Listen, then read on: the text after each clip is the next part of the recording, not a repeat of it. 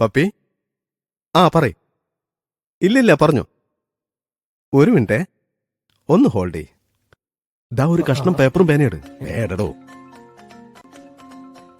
ആ അരി 10 kilo, 10 kilo, പഞ്ചസാര 2 കിലോ, പരിപ്പ് 1 കിലോ, വെളിച്ചെണ്ണ 2, പിന്നെ സോപ്പ്. സോപ്പ് ഏതാ, മൈസൂർ സാൻഡൽ വേണോ കേരള സാൻഡൽ മതിയോ? ആ മൈസൂർ സാൻഡൽ. എഴുത്. ആ nail polish, body spray.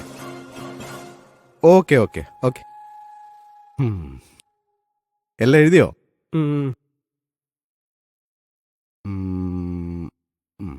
Body spray അല്ലടാ, ബോഡി സ്പ്രേ. അതിലൊന്നും ഒരു കാര്യമില്ല സാറേ, രണ്ടും ഒന്ന് തന്നെ. എങ്ങനെ പറഞ്ഞാലും സാധനം കിട്ടും. തന്നെയൊക്കെ ആരോടോ പോലീസിലെടുത്ത്? അതാ ഞാൻ ആലോചിക്കുന്നത്.